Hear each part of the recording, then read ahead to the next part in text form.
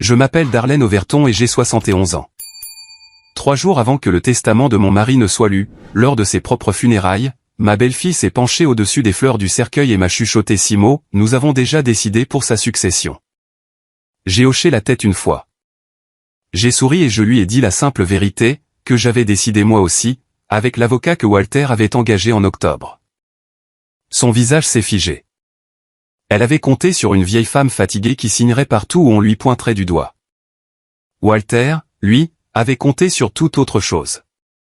Il avait vu venir toute cette situation et avait scellé sa réponse dans une enveloppe de couleur crème. 48 heures plus tard, dans un petit bureau de Main Street, mon fils et sa femme allaient apprendre à quel point il m'avait mal jugé.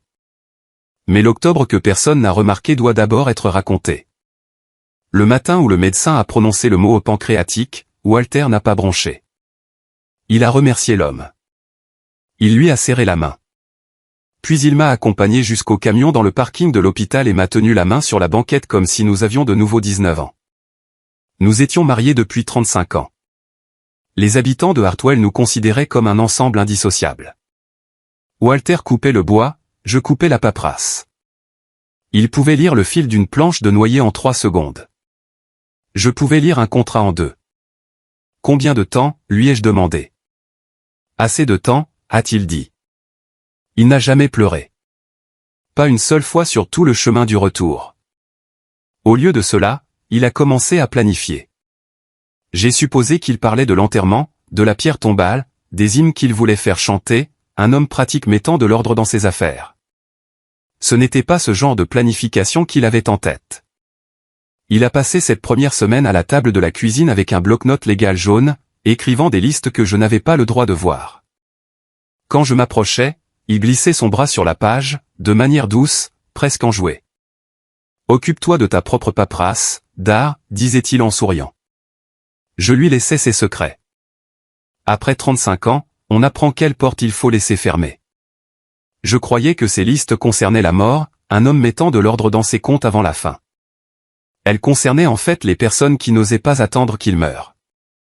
J'aurais dû regarder ce bloc jaune de plus près. Je ne l'ai pas fait. J'étais occupé à être sa femme, à compter les semaines que le médecin nous avait données, passant à côté de la machine silencieuse que mon mari avait déjà commencé à construire, une page soignée à la fois. Laissez-moi vous parler de la Syrie, car la Syrie est toute l'histoire. Overton Mill & Cabinet s'étend sur 12 acres au large de la route 11, juste au sud de Hartwell, en Virginie. 38 personnes y travaillent. L'année dernière, elle a dégagé un peu plus de 7 millions de dollars de chiffre d'affaires dans la menuiserie sur mesure. Des escaliers, des bibliothèques, des bancs d'église, le genre de choses qui survivent à l'homme qui les a construites. Chaque pièce qui sort de notre atelier porte une petite marque brûlée sur le dessous, 2 lettres, W et O, la marque de Walter.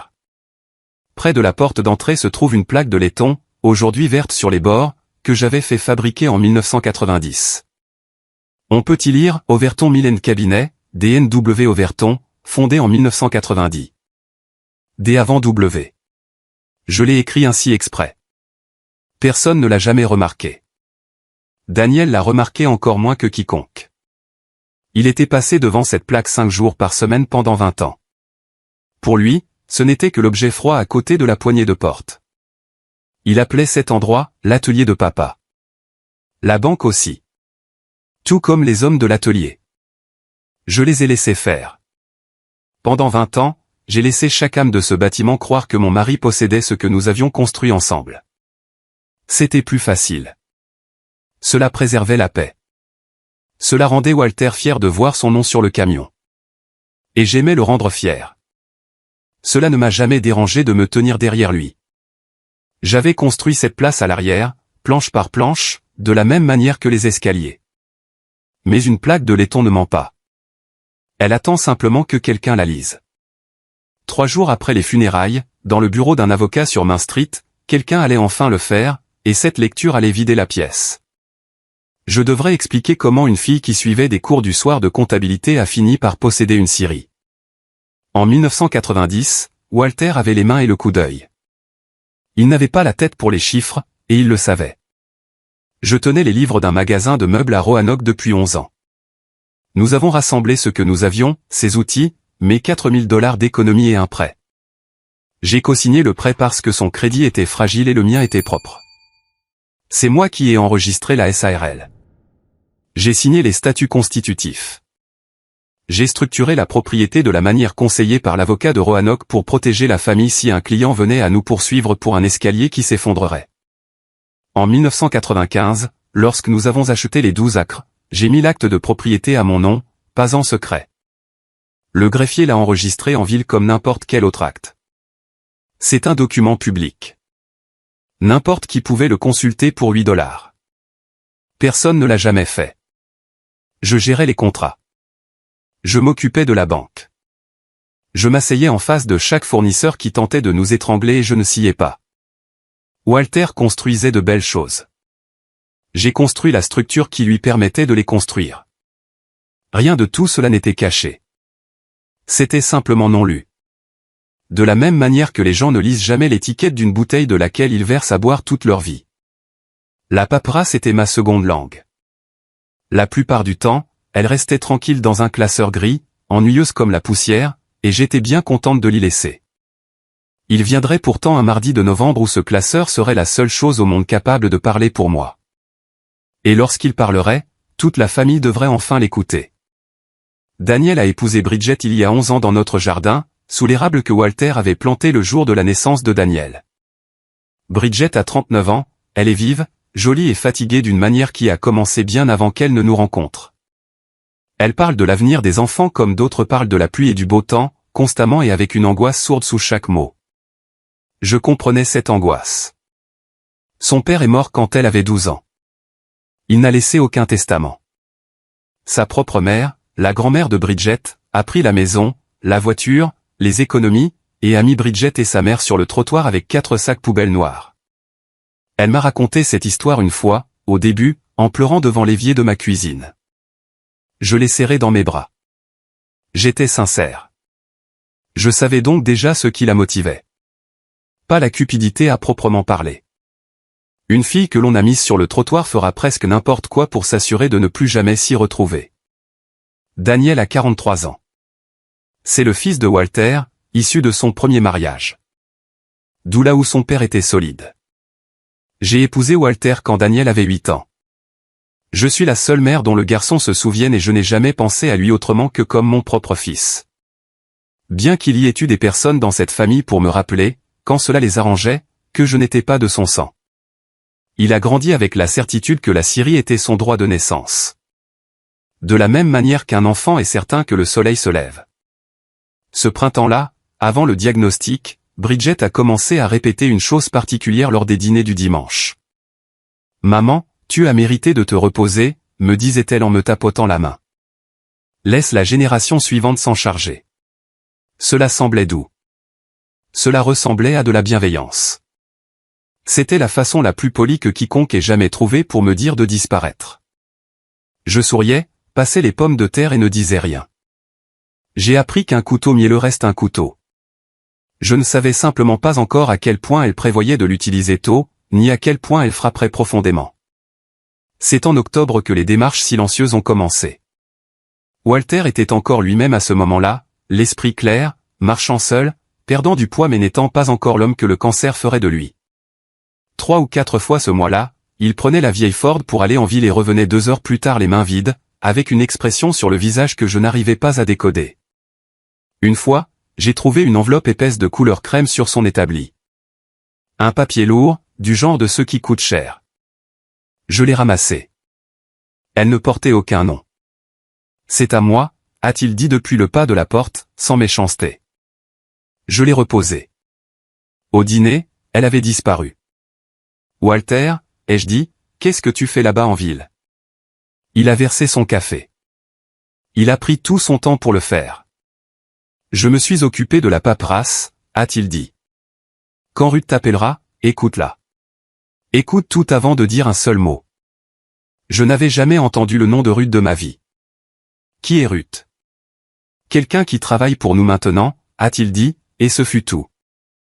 Je pensais qu'il parlait de l'assurance, de la politique d'obsèques, des formulaires de bénéficiaires, les affaires ennuyeuses d'un homme mourant.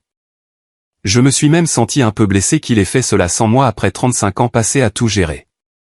J'ai donc laissé couler. J'avais des semaines à compter, un mari à soulager et 100 petites attentions à accorder chaque jour. Je me trompais au sujet de l'assurance. Je me trompais sur énormément de choses cet octobre-là. Et l'enveloppe de couleur crème que j'avais reposée sur son établi n'allait réapparaître que lorsqu'elle serait la seule chose restante capable de me sauver. En novembre, le cancer avait posé ses mains sur lui. Il ne pouvait plus monter les escaliers. Il dormait plus qu'il n'était éveillé.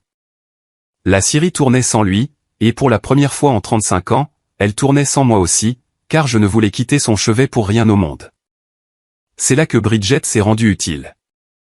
Elle a installé un calendrier sur le réfrigérateur. Les heures de visite, l'appelaient elle. Elle gérait qui venait et quand, pour que papa puisse se reposer. Elle me gérait moi aussi, au même titre que tous les autres. « Tu es épuisée, maman ?» me disait-elle en me dirigeant vers la cuisine, une main sur mon dos. Carole l'a remarqué avant moi. Carole Tenant était notre infirmière de soins palliatifs. 58 ans, 30 ans de métier, avec des yeux qui ne laissaient rien passer. Elle a commencé à s'attarder. Elle a commencé à me poser de petites questions prudentes sur les personnes présentes dans la maison et à quel moment. Un après-midi, je suis remonté par le couloir et j'ai entendu Bridget à travers la porte de la chambre. « Il a besoin de calme, maman, pas de paperasse. » Je me suis arrêté. Je n'ai pas insisté. Je me suis éloigné de cette porte et je veux être clair sur mes raisons. Je ne voulais pas transformer les dernières semaines de mon mari en guerre. C'était une décision que j'ai prise les yeux grands ouverts. Cela m'a coûté plus que je ne saurais le dire, et si c'était à refaire, je prendrais la même décision. Mais s'éloigner n'est pas la même chose qu'abandonner. Je me suis allongé dans la chambre d'amis comme une invitée dans ma propre maison et j'ai fixé le plafond. Au bout du couloir, derrière une porte que j'avais accepté de ne pas ouvrir, ma belle-fille apportait déjà les documents avec lesquels elle prévoyait de m'enterrer. Walter est mort un jeudi juste après 6 heures du matin. Je lui tenais la main. La pièce était grise des premières lueurs de l'aube et très silencieuse. Je ne vais pas embellir les choses. Il était là, puis il n'était plus. Et la maison est devenue plus grande et plus vide dans l'espace d'un seul souffle. J'ai eu peut-être 1 heure de pur chagrin. Puis la machine dont j'ignorais l'existence a commencé à tourner. Dès midi, Bridget était au téléphone dans ma cuisine, parlant à voix basse. Dès le lendemain matin, elle parlait de la succession. De la manière dont on parle de quelque chose de déjà réglé et signé. Daniel évitait un peu mon regard. Il y avait un document, ai-je compris, quelque chose que Walter avait signé. Il l'évoquait comme des joueurs de cartes évoquent un as qu'ils cachent sous la table. Les funérailles étaient prévues pour le samedi. La lecture du testament, a indiqué le bureau de Ruth lorsqu'ils ont appelé, aurait lieu le mardi suivant. La nuit précédant son enterrement, Carole m'a surprise seule sur le porche. Elle était passée avec un plat mijoté qu'elle savait pertinemment que je ne mangerais pas. « Darlene » a-t-elle dit doucement. « Il y a quelque chose que vous devriez savoir sur la nuit où ils lui ont fait signer ce papier. » J'ai attendu. « Pas ici » a-t-elle dit en jetant un coup d'œil à la fenêtre éclairée de la cuisine où Bridget se déplaçait derrière la vitre. Après la cérémonie, vous voudrez tout entendre, du début à la fin. 3 jours avant la lecture du testament. 3 jours pour qu'une famille dépense de l'argent qu'elle n'avait pas pour une Syrie qu'elle ne possédait pas. Mais d'abord, nous devions l'enterrer. Et d'abord, devant une église bondée, ma belle-fille avait quelque chose qu'elle ne pouvait pas attendre de me chuchoter à l'oreille. Nous avons enterré Walter par un samedi lumineux et froid, le genre de journée qu'il avait toujours préféré. L'église était pleine. 40 ans dans une même ville remplissent une église. Il y avait les hommes de la Syrie dans leurs belles chemises, les fournisseurs, le pasteur qui nous avait mariés, la moitié de Hartwell. Je me tenais à l'avant, à côté du cercueil. Bridget s'est approchée de moi pour présenter ses respects, ce qui signifiait se tenir là où toute la salle pouvait la voir en deuil. Les fleurs sentaient trop fort. C'est toujours le cas d'Hélice. Elle s'est penchée tout près, sa bouche près de mon oreille, son visage arrangé pour la foule en quelque chose de doux et de triste. Nous avons déjà décidé de ce qui va advenir de sa succession. 6 mots prononcés assez bas pour que moi seul les entende au-dessus du corps de mon mari, avec les lys écrasés exhalant leur parfum sucré entre nous. J'ai été sous-estimé toute ma vie. J'ai appris à ne pas débattre sur le moment. Alors je n'ai pas débattu. J'ai hoché la tête une fois. J'ai souri. Le petit sourire poli que j'avais arboré lors de milliers de réceptions à l'église. Puis je lui ai dit la vérité. Moi aussi, ai-je dit, avec l'avocat qu'il a engagé en octobre. Je l'ai regardé encaisser le coup. Son visage si soigneusement préparé s'est décomposé dans un coin. Les yeux d'abord, puis la bouche. Elle n'avait pas su qu'il y avait un avocat. Elle n'avait pas su pour octobre. Elle avait pensé qu'elle chuchotait à une femme vaincue. Quel avocat, a-t-elle dit? Ce n'était pas une question. C'était un petit son sec, le bruit d'un plan qui se fissure. L'orgue a commencé à jouer. Le pasteur a levé les mains. Je me suis retourné vers mon mari et je l'ai laissé là avec Célis, et la toute première véritable peur qu'elle ressentait de la semaine. Le testament serait lu dans 3 jours. Elle avait exactement ce temps pour se demander ce que son beau-père décédé lui avait réservé au grand jour. Après le service, le sous-sol de l'église s'est rempli de café, de jambon et de discussions à voix basse. Marsha a trouvé son public près de la table des desserts. Marsha est la sœur cadette de Walter, 69 ans, une femme qui a passé sa vie entière persuadée que le sang est la seule chose qui compte vraiment. Elle aimait son frère, je lui accorderai cela. Ses yeux étaient rouges et son chagrin était réel. Mais elle écoutait Bridget depuis des semaines, et Bridget avait été très occupée. C'est dommage, vraiment, a dit Marsha juste assez fort pour un groupe de cousins près du gâteau. Darlene n'est même pas de notre sang. La Syrie devrait revenir à la famille, à Daniel, aux enfants. Quelques têtes se sont tournées vers moi. J'étais à 3 mètres de là, tenant un gobelet en carton de café que je n'avais aucune intention de boire. Le sang s'occupe du sang, Darlene, a-t-elle dit en se tournant directement vers moi, le menton levé. Tu comprends ça? Tu feras ce qu'il faut pour Daniel. La pièce est devenue un peu plus silencieuse. C'est ainsi que cela se passe dans les petites villes, non pas avec des cris, mais avec une phrase posée devant des témoins, pour que la pression s'installe. J'aurais pu lui parler de l'acte de propriété, de la SARL, de 1990. Je ne l'ai pas fait. J'ai bu une petite gorgée du mauvais café. Je suis sûr que nous ferons tout ce qu'il faut, ai-je dit. Walter y veillait généralement. Marsha n'a pas su quoi faire d'une réponse si calme. Elle était venue armée pour un combat, et un combat se joue à 2. Je l'ai laissé garder son arme. Le silence est aussi une réponse. Et le mien était le seul qui tiendrait encore debout mardi. J'ai donc laissé toute la salle croire pendant encore quelques jours qu'il regardait une veuve tranquille en train de tout perdre. Le document est sorti 2 jours avant la lecture, à ma propre table de cuisine. Bridget l'a apporté dans un dossier. De la manière dont on transporte quelque chose de précieux et d'un peu dangereux. Daniel flottait derrière elle. Glenn était là aussi, le frère de Bridget, appuyé contre l'embrasure de la porte, les bras croisés sur la poitrine. Nous ne voulions pas que ce soit une surprise mardi, a dit Bridget en faisant glisser le dossier vers moi. Papa a formulé ses volontés très clairement avant de s'éteindre. À l'intérieur se trouvait une unique page dactylographiée. Dernière volonté, disait le titre en haut dans une police simple. En dessous, quelques phrases léguant la Syrie et la maison à Daniel. Tout en bas, la signature de Walter, tremblante, mais c'était la sienne. Et 2 lignes pour les témoins, le nom de Bridget, le nom de Daniel. Je l'ai lu 2 fois. J'ai gardé mon visage parfaitement impassible.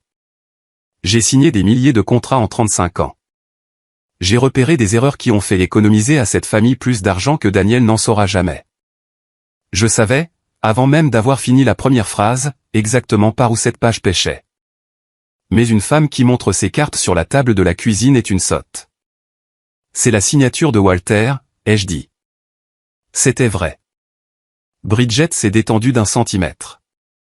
Donc tu comprends que c'est réglé. Je comprends que c'est signé, ai-je dit, et je lui ai renvoyé le dossier de l'autre côté de la table.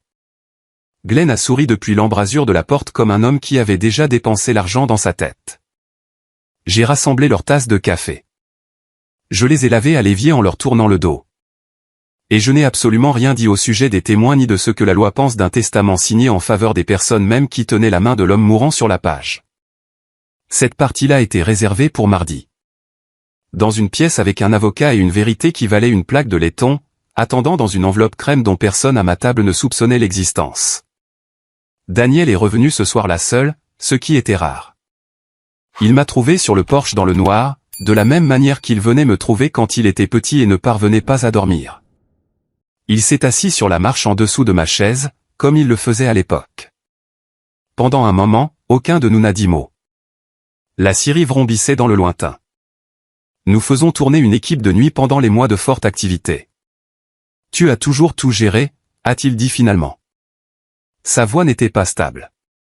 Les factures, la banque, les humeurs de papa, tout. Je n'ai jamais eu à y penser. C'était le but, ai-je dit. J'imagine que je pensais simplement que cela me reviendrait. Il a regardé ses mains. L'atelier, la maison. Je n'ai même jamais demandé comment c'était organisé. J'ai juste supposé. Il était là. Mon garçon, 43 ans, et pour un instant, il avait de nouveau 9 ans, me disant la vérité avant que quiconque ne lui ait appris à se taire. J'ai failli tendre la main vers lui. J'ai failli tout lui révéler, là, sur la marche sombre. Puis son téléphone a éclairé le porche en bleu. Le nom de Bridget est apparu sur l'écran. Il l'a regardé. Il m'a regardé. Il a répondu. Allô, oui, je suis juste. Il était déjà debout, se détournant déjà. J'arrive. Il a descendu les marches et a traversé la cour sombre, le téléphone à l'oreille, approuvant tout ce qu'elle lui disait à l'autre bout du fil. Mon fils était encore là, quelque part. Je l'avais vu pendant une seconde, d'une clarté absolue, mais il avait choisi il y a bien longtemps la voix à laquelle il répondrait lorsqu'elle l'appellerait dans la nuit.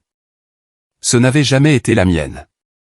Je suis donc resté assis seul sur le porche un peu plus longtemps et j'ai fait ma paix avec ce que mardi allait lui faire, car il l'avait choisi lui aussi sans jamais savoir qu'il choisissait. Arrêtons-nous ici un instant. Si vous avez déjà été la personne silencieuse de votre famille, celle que tout le monde supposait docile, celle dont le travail devenait invisible dès qu'il était terminé, alors vous connaissez déjà le poids que j'ai emporté de cette église. Restez avec moi. Ce que Walter m'a laissé dans cet atelier est sur le point de changer tout ce que je pensais avoir perdu. Et si tout cela vous touche de près, abonnez-vous pour que la suite vous trouve. Le lundi précédant la lecture, je me suis forcé à aller jusqu'à l'atelier de Walter. C'est un petit bâtiment derrière la scierie, son endroit privé, où il gardait les projets qui n'appartenaient qu'à lui, ses bons ciseaux, le bois qu'il refusait de vendre, la radio qui ne captait qu'une seule station. J'y suis allé pour me sentir proche de lui. J'ai trouvé autre chose à la place.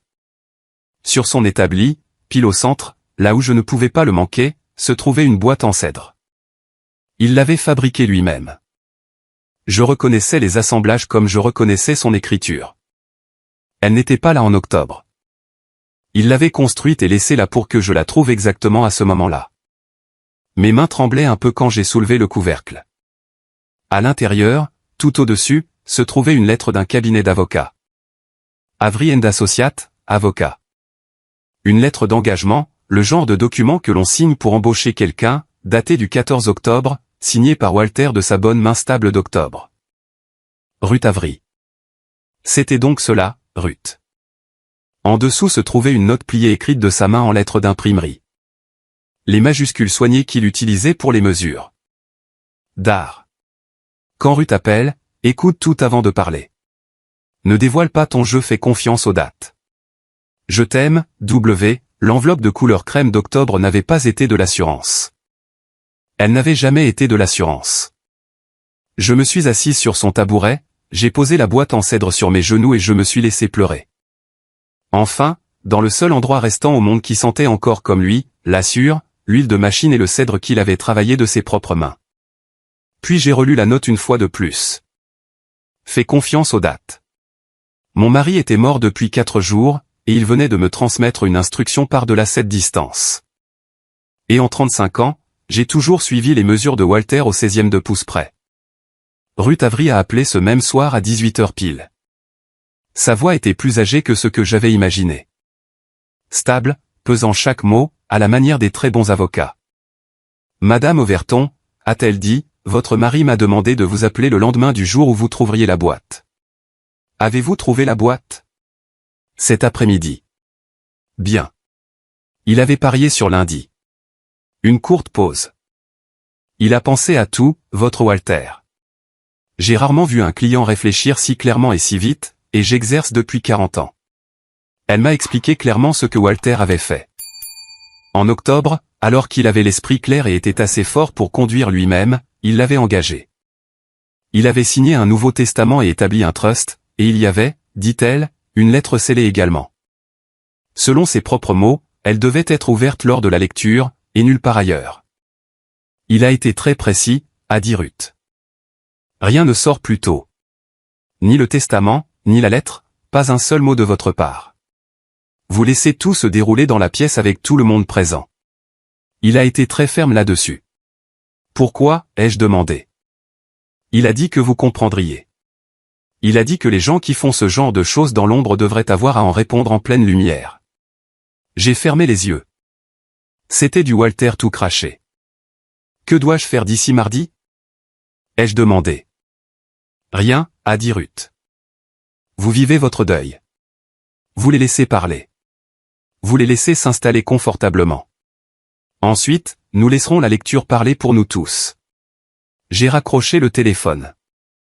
Je suis resté assise dans la cuisine silencieuse un long moment, la boîte en cèdre sur la table devant moi.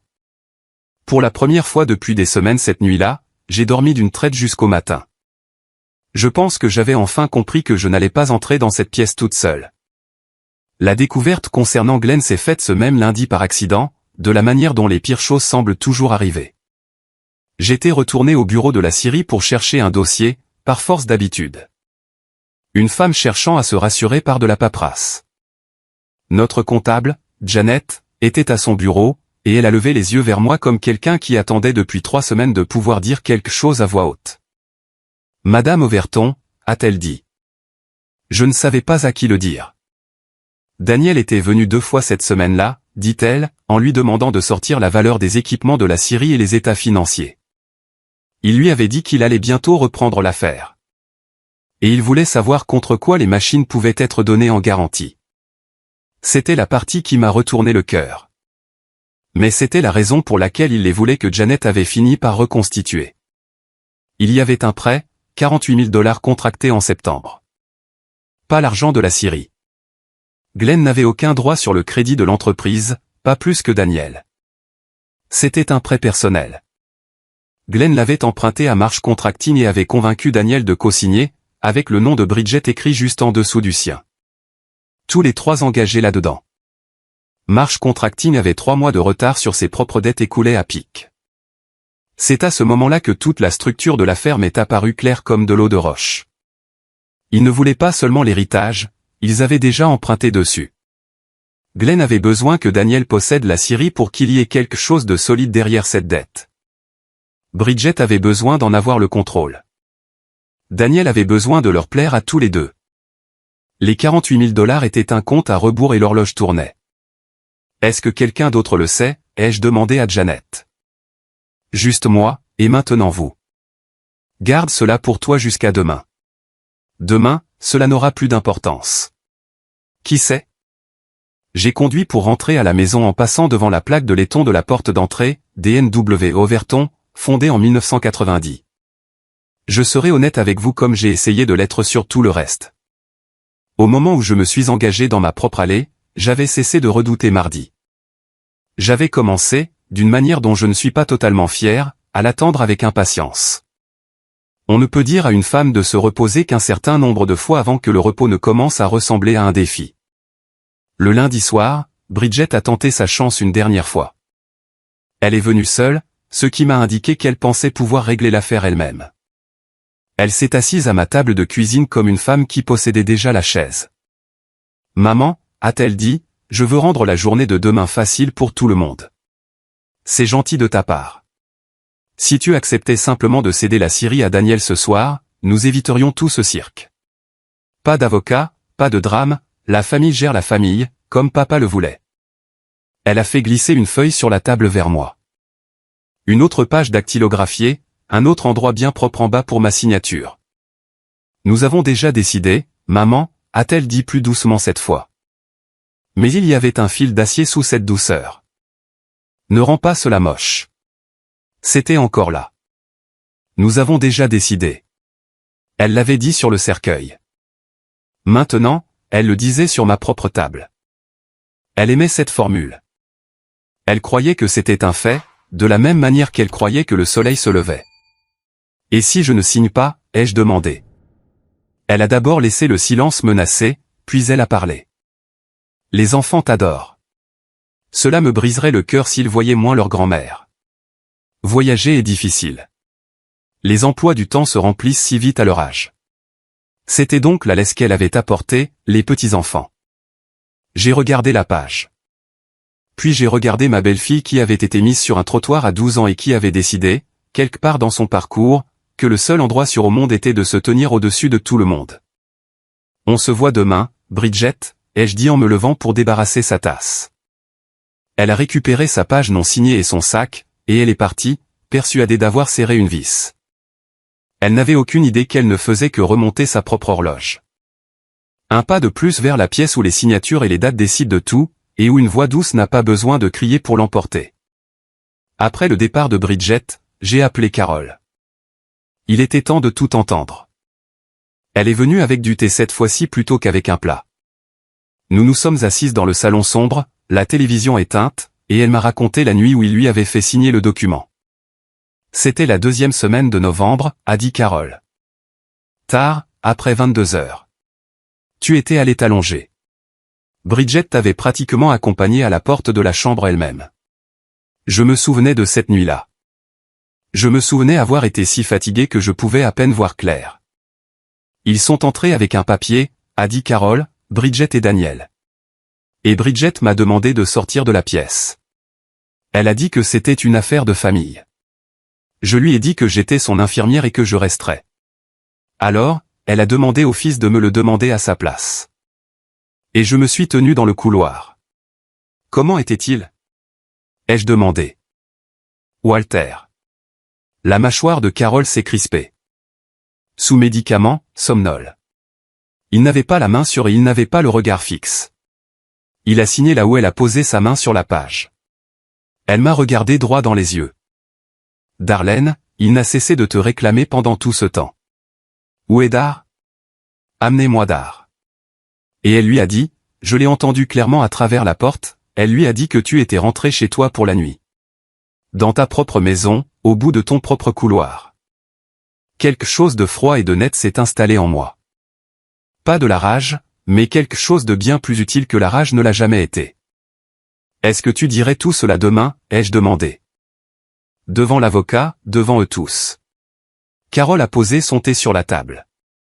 Darlene, a-t-elle dit, cela fait 3 semaines que j'attends que quelqu'un dans cette famille me pose enfin cette question.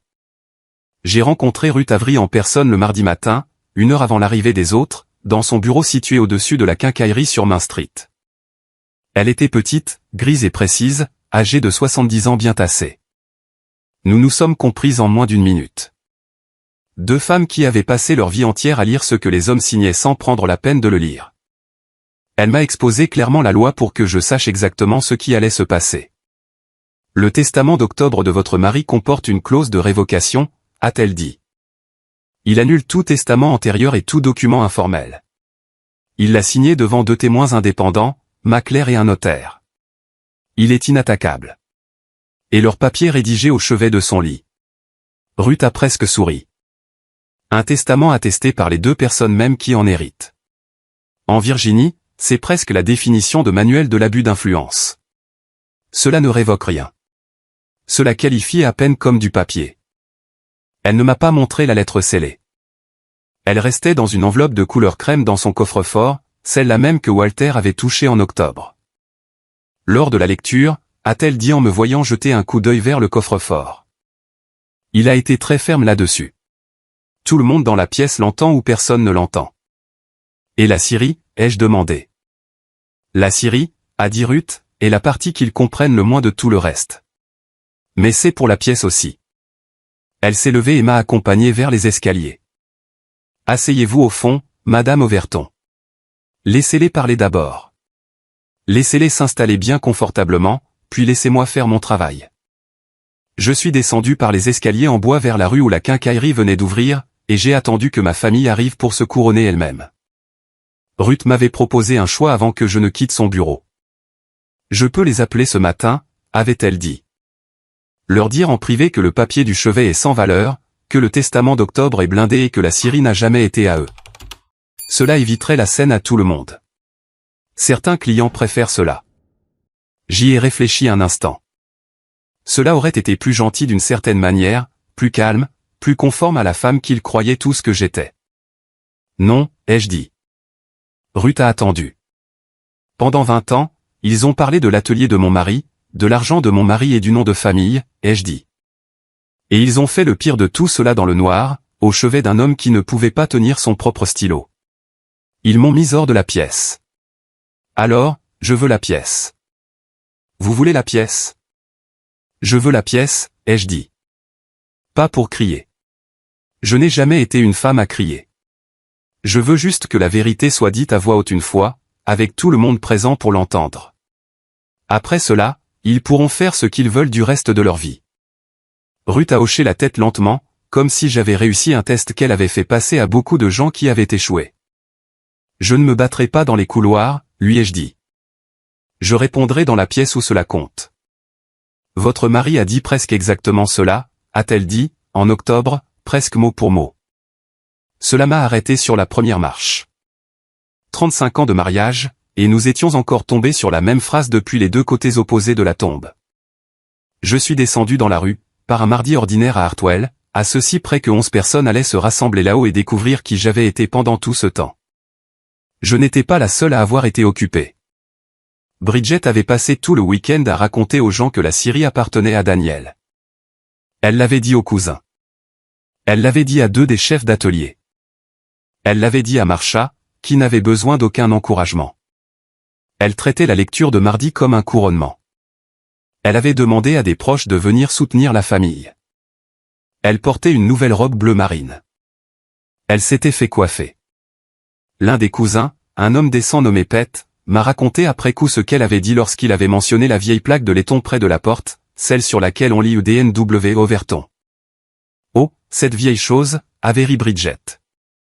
Walter a juste mis leurs 2 noms dessus pour être gentil. Vous savez comment il était avec elle. Pour être gentil. 35 ans de contrat, d'actes de propriété, de réunions de banque et de prêts co-signés, et elle avait réduit tout cela à un mari étant gentil avec sa petite femme.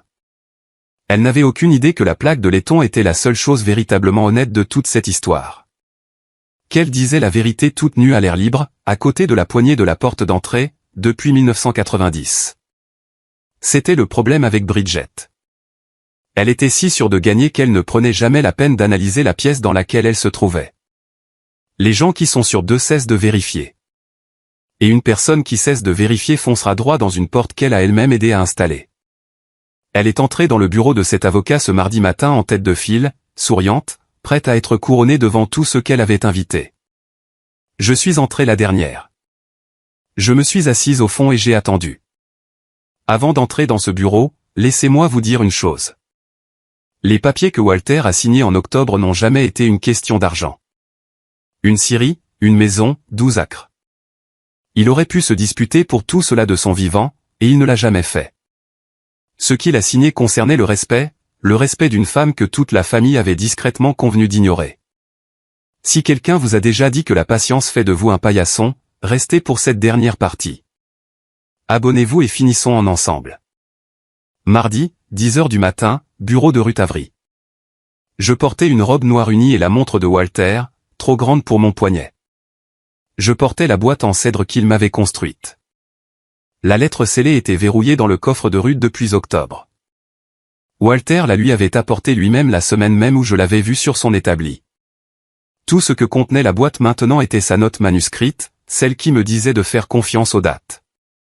Je la portais quand même. Elle sentait encore son atelier. La tenir était ce qui se rapprochait le plus de lui tenir la main. Carole est venue avec moi et a pris place près du mur. 11 d'entre nous remplissaient la pièce. Daniel et Bridget au premier rang, bien sûr. Glenn à côté d'eux, agité, remuant le genou. Marsha et 2 cousins, un chef d'atelier qui travaillait pour moi depuis 20 ans et ne savait pas encore que c'était pour moi qu'il travaillait. Ruth était derrière son bureau avec 2 dossiers et une enveloppe de couleur crème posée bien droite devant elle. J'ai pris la chaise tout au fond, à côté de la porte. Bridget a jeté un coup d'œil vers moi, vers la petite boîte en bois sur mes genoux, et elle a presque ri à haute voix. Une veuve serrant une boîte sentimentale, inoffensive, déjà vaincue dans son esprit. Tu peux venir t'asseoir devant, maman, a-t-elle dit, généreuse dans sa victoire avec la famille. Je suis très bien ici, ai-je dit. J'aime voir toute la pièce. J'ai toujours aimé ça. On voit plus de choses depuis le fond. On voit qui regarde qui est nerveux, qui est déjà en train de dépenser de l'argent qui ne lui a jamais appartenu au départ. Bridget s'est tournée vers le bureau, le menton levé, prête pour sa couronne. Elle avait choisi le premier rang. C'était parfait, ai-je pensé en croisant mes mains sur la boîte de Walter. Elle serait la toute première que la vérité atteindrait lorsqu'elle traverserait cette pièce. Ruth Avery a croisé ses mains et a commencé. Je vous remercie tous d'être venus. Nous sommes ici pour lire les dernières volontés et le testament de Walter James Overton. Avant que je ne commence. Bridget l'a coupé. Avant de commencer, il y a quelque chose que vous devriez voir en premier. Elle s'est levée. Elle a apporté son unique page dactylographiée sur le bureau et l'a posée comme une main gagnante aux cartes. Walter a formulé ses volontés très clairement avant de s'éteindre, a-t-elle dit, se tournant pour que toute la pièce puisse l'entendre. Ceci est signé et certifié par des témoins. La Syrie et la maison reviennent à Daniel. Je pense que cela nous évite à tous une grande perte de temps et de chagrin. Quelques cousins ont hoché la tête. Marsha a dit, c'est exact. Glenn s'est adossé à sa chaise, satisfait. Ruth a regardé la page par-dessus ses lunettes pendant exactement 3 secondes. Elle ne l'a pas prise. Merci, a-t-elle dit. Je traiterai ce document dans un instant. Veuillez vous asseoir, Madame Overton. Quelque chose dans sa voix, plate, non impressionnée, de la manière dont on parlerait à un enfant qui interrompt des adultes, a créé la première fissure dans l'assurance de Bridget. Elle s'est assise. Ruth a ouvert le premier dossier. Puis elle a ouvert le second. Puis elle a posé l'enveloppe crème sur le côté, là où chaque personne dans la pièce pouvait la voir, et l'a laissée là comme une porte fermée dont personne n'avait la clé. Commençons, a-t-elle dit, par le testament que M. Overton a signé dans ce bureau même le 14 octobre. La tête de Bridget s'est tournée brusquement vers moi. J'ai gardé les yeux fixés sur Ruth. L'horloge au mur faisait entendre son tic-tac. La pièce était devenue très calme. Ruth a commencé à lire. Ruth lisait d'une voix claire et régulière, de la manière dont on lirait une recette à voix haute à quelqu'un dans une cuisine. Elle a lu la date. Elle a lu le nom complet légal de Walter. Elle a lu la ligne qui nommait l'exécuteur testamentaire de la succession, moi. Un léger bruit a parcouru la pièce à ce seul mot. Puis elle est arrivée à la clause et elle a ralenti pour que personne ne puisse prétendre plus tard avoir manqué un mot. Je révoque par la présente tous les testaments et codicilles antérieurs et tout autre document prétendant diriger la disposition de mes biens. Elle a levé les yeux par-dessus ses lunettes. Signé le 14 octobre, attesté par un notaire et par ma clerc, dont aucun ne touche un seul dollar de cet homme. La pièce était silencieuse. J'ai alors pris la parole depuis le fond, tranquillement. Je ne me suis pas levé. Je n'ai pas haussé la voix d'un ton. Nous avons décidé tous les deux, Bridget, ai-je dit. Sa décision est datée. Sa tête s'est retournée brusquement. Sa robe marine, sa coiffure soignée, le couronnement qu'elle avait invité toute une famille à célébrer, tout cela a cessé de fonctionner d'un coup. Ce n'est pas, elle s'est tournée vers Ruth. Ça ne peut pas être correct. Il a signé le nôtre en novembre, après celui-là. Cela rend le nôtre plus récent. Nous viendrons à novembre, a dit Ruth. Un document ultérieur l'emporte. La voix de Bridget est montée d'un ton. Tout le monde sait que le papier le plus récent l'emporte toujours. Madame Overton. Le ton de Ruth n'a pas bougé d'un millimètre. Bridget s'est assise lentement comme si sa chaise s'était dérobée sous elle. Daniel était devenu blême. Glenn avait cessé de s'adosser, et je tenais la boîte en cèdre de Walter sur mes genoux et j'attendais. Voici la loi, a dit Ruth en anglais clair. Elle a brandi la page dactylographiée que Bridget avait apportée. Elle la tenait par un coin, de la manière dont on tiendrait quelque chose qui n'était pas tout à fait propre. Cette page a été signée en novembre. C'est vrai, mais un testament ne compte que si l'homme qui le signe l'a compris et l'a choisi librement, et si ses témoins n'ont rien à y gagner. Elle a lu les noms au bas de la page. Celui-ci comporte 2 témoins, Bridget Overton, Daniel Overton, les 2 personnes même qui l'enrichit. Elle l'a reposé sur le bureau. Un homme mourant sous forte médication, attesté uniquement par les 2 personnes qui l'enrichit. En Virginie, un tel testament ne survit pas à une contestation.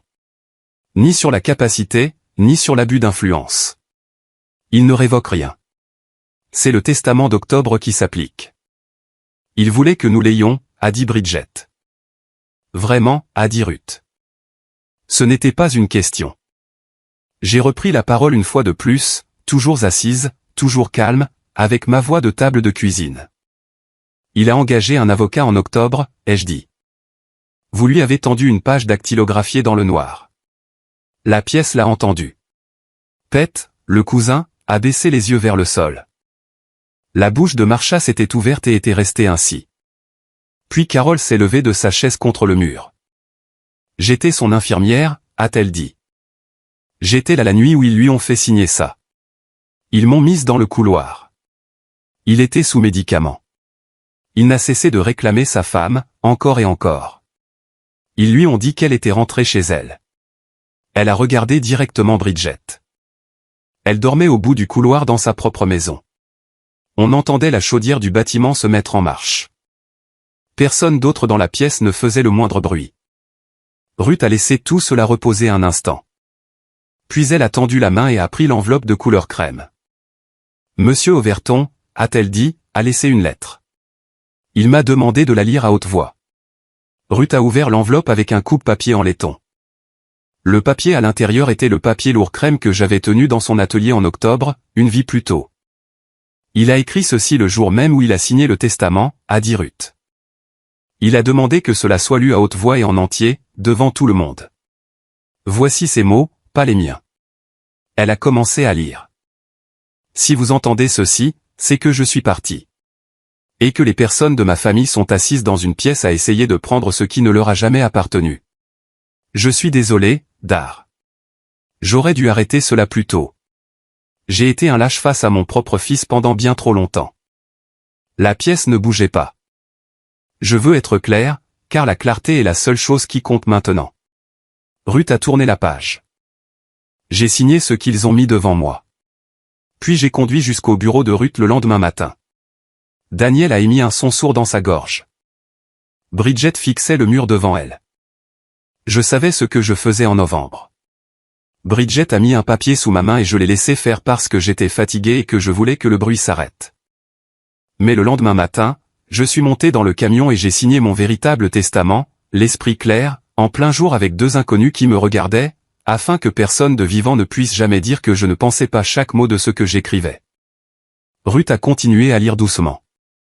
Tout ce que je possède va dans un trust que Darlene contrôle.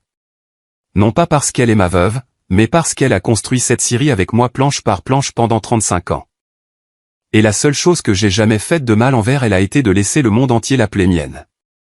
Je n'avais pas pleuré aux funérailles.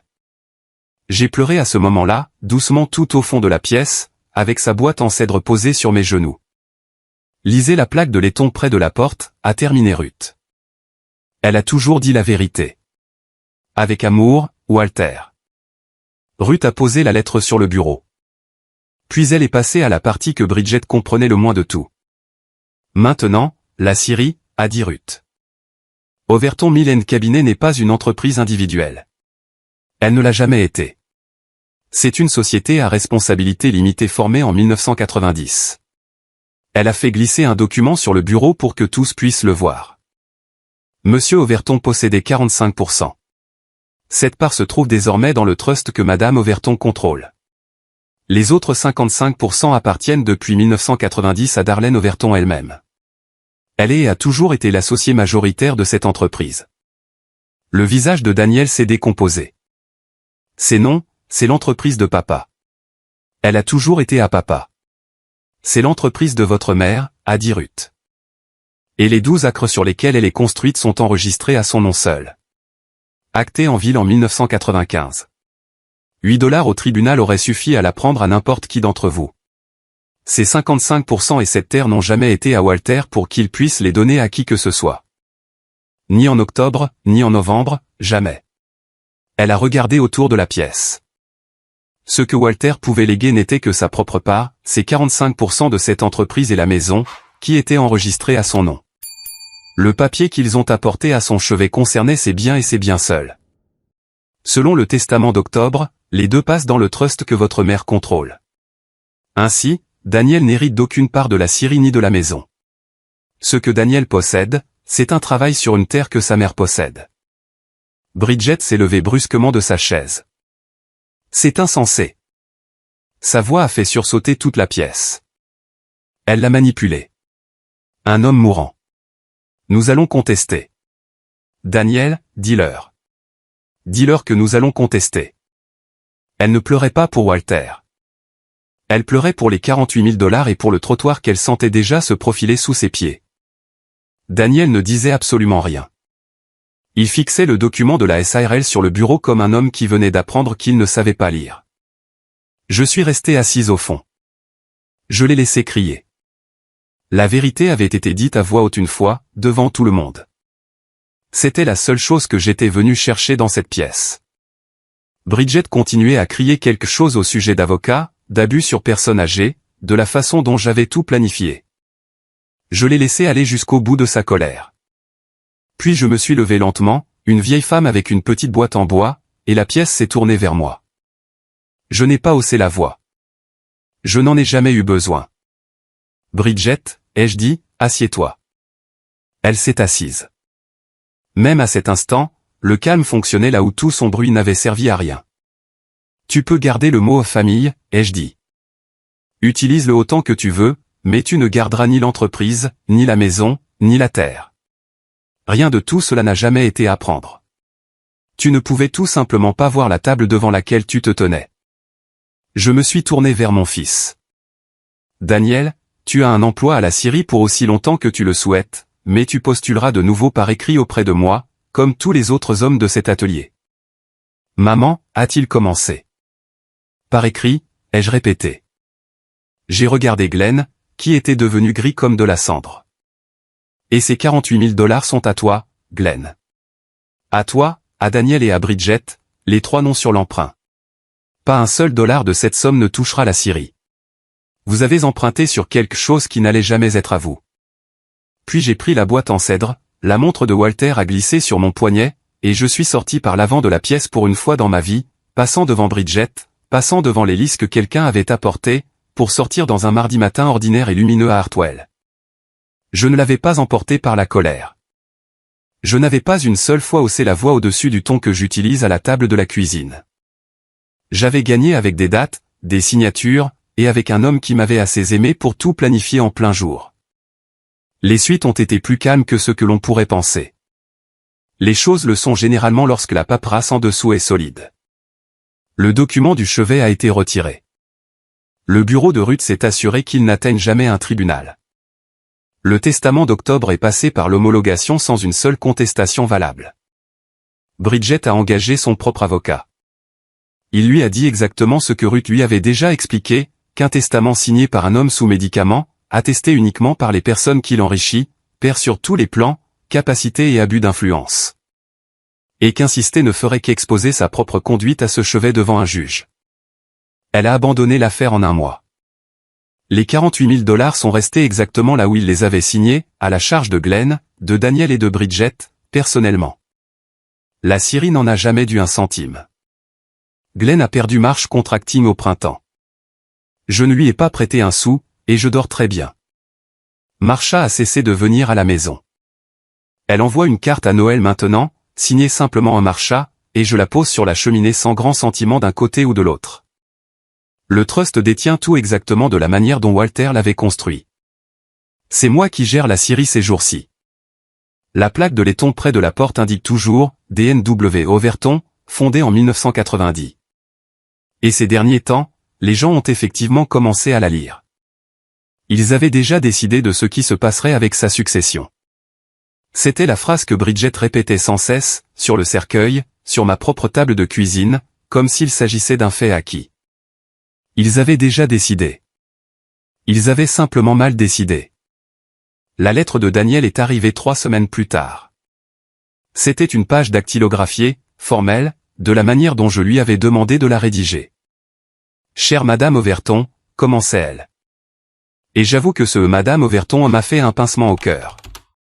Il listait son expérience comme un étranger postulant depuis la rue. Il demandait à être pris en considération pour son ancien poste. Il est venu seul pour signer les nouveaux documents. Sans Bridget. Il a lu chaque ligne avant de signer 2 fois, lentement, son doigt suivant les mots comme le mien l'avait toujours fait. Nous ne parlons pas beaucoup. Ce qui s'est brisé entre nous ne se répare pas en une seule saison. Peut-être pas avant des années, mais il lit les contrats maintenant. Il demande à voir les comptes. La semaine dernière, il a repéré une erreur sur la facture d'un fournisseur avant moi, et il était presque timide pour me le dire. La porte est ouverte pour l'homme qui lit la paperasse. Elle n'est pas ouverte pour le garçon qui s'est contenté de supposer. C'est aussi loin que j'irai. C'est tout ce qu'il a mérité, et c'est plus loin que ce que j'aurais jamais cru que nous atteindrions. La patience n'est pas de la soumission. Parfois, c'est juste le son qu'une femme tranquille fait pendant qu'elle attend que la vérité arrive sur le papier. C'est mon histoire. Un chuchotement à des funérailles, une enveloppe marquée octobre, et une femme tranquille dont ils auraient tous dû se souvenir. Si cela vous a poussé à mettre à jour votre propre testament aujourd'hui, prenez cela comme un signe. Commentez, abonnez-vous, et je vous verrai dans la prochaine histoire.